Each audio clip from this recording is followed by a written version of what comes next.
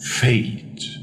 Is fate governed by the action of man? Or has fate been woven to each human, making them predictable like a puzzle piece to the puzzle, moldable like a clay to the schematics of a figure, or unbreakable like a mother's bond to their child?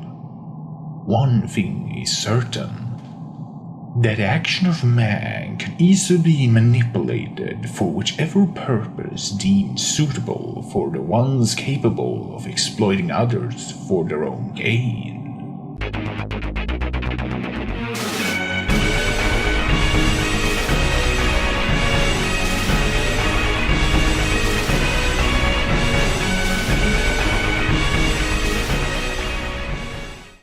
Choice, causality, fate. These three words can be used to summarize the main philosophy of Berserk, or its metaphysics. Yet it's also the most mysterious and ambiguous element of Berserk, thus the more you look into causality, the more complex and ambiguous it becomes.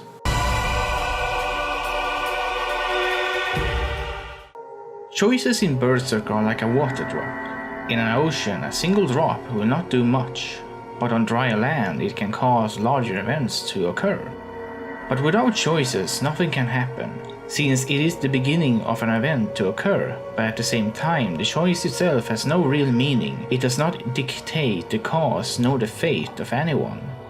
We can see this with Griffith in his quest to gain his kingdom. It wouldn't have mattered whenever or not he chose to gain a kingdom or not. It was merely the seed laid to slowly grow. Instead, it was the event that was born from that particular choice that would have any meaningful result. This is what causality is, the cause and effect of the choices we make.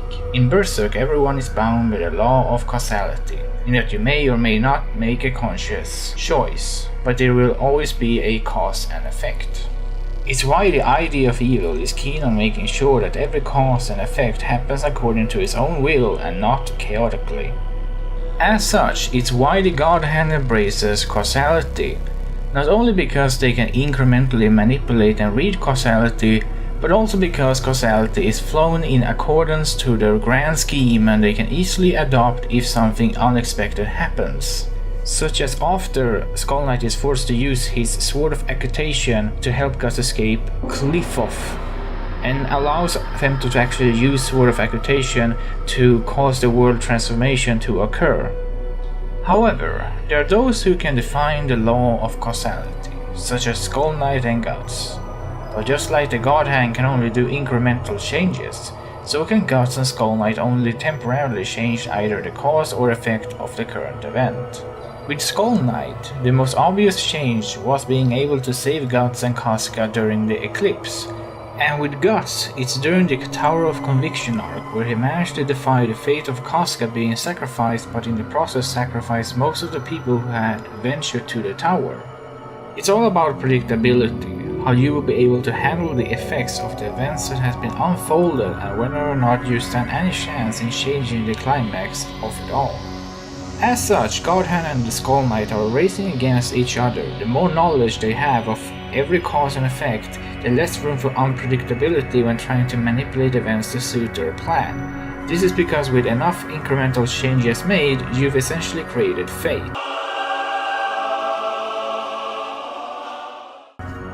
Fate one would then assume to be quite common. But in fact, fate is only applied to the very few who comes into contact with the idea of evil itself. This is because the idea of evil is the one who governs over the law of causality, and as such, every cause and effect has already been predicted, and thus it can manipulate the causality and change the person's fate. However, the people whose fate has already been sealed is usually the ones who's either forsaken the individuality for a greater purpose, such as a zealous follower of a religion, or is the owner of a behelit. This is something we can see with Farnesa and her inner struggle with her religious identity, slowly making her less and less like an individual but instead a blind follower. Those who is an owner of an behelit will be fated to at one point in their life experience despair so great they shall shout their true desire they wish to be fulfilled by the God Hand. For God Hand their entire existence is fated to be the will of the eye of evil, while the apostles are fated to be yet another drop in the endless souls in the vortex.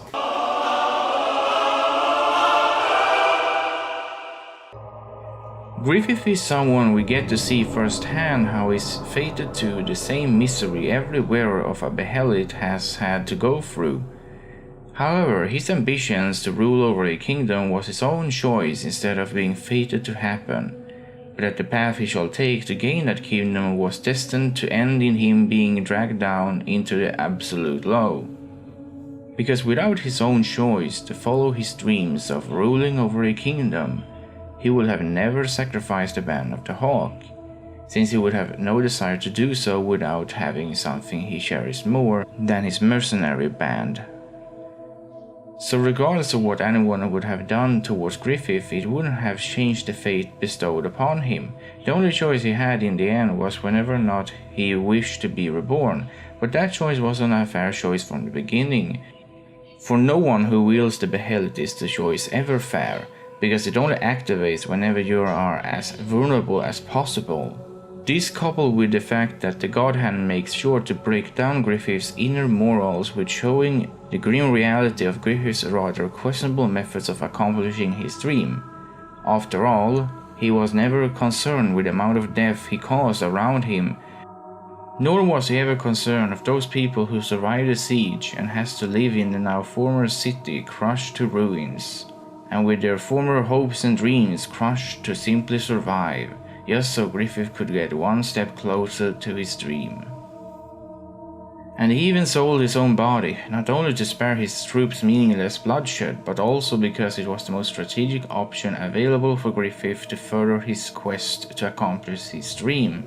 However, the downfall for Griffith was both God's betrayal, but also him slowly losing Casca, the very two people he cherished the most. He assumed they would never have turned their backs on him, or rather move on from him, especially when he was so close to his dream. And most definitely Griffith being gay for Guts. It seems that Miura played with the idea that perhaps Guts was fated to be a cursed person. However, it isn't clear if this is the case. On the one hand, the misery Guts experienced mostly stemmed from him being in contact with one of the fated ones, or rather a beheaded wearer. But on the other hand, he has been responsible for many other people's misfortune, or rather played a role in it. The reason why I say Miura only played with this idea thus far is because where Berserk technically begins, Guts' birth, where we see a newborn Guts on the tree where his mother is hanging from. And it's the comment the soldier who's with Gambino makes of the Guts' adoptive mother, Shizu, picks Guts up. That comment is conveniently foreshadowing how Shizu some years later dies from an illness, and Gambino is accidentally slain by Guts. But from Guts' perspective, you could argue that he has been fated to always struggle to be alive. This is also repeated both by Skull Knight and Zod. Most likely it's causality, as everyone is bound by it, which is shaping Guts to constantly struggle against the events that he has to experience. Regardless, for all we know, Guts' destiny could be shaped by the idea of evil, with Guts' fate ending up the same as Griffith's fate or even worse. Thanks for watching, hope you enjoyed the video and stay tuned for more.